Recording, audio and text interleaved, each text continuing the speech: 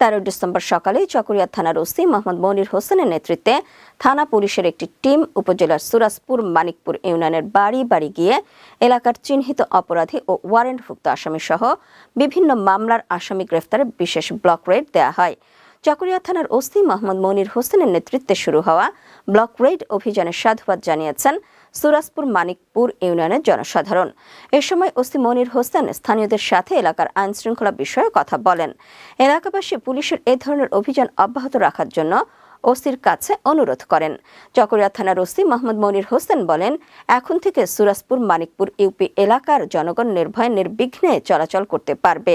সেই লক্ষ্যে চকরিয়া থানা পুলিশের কার্যক্রম অব্যাহত থাকবে বলে স্থানীয়দের আশ্বস্ত করেন ওসি।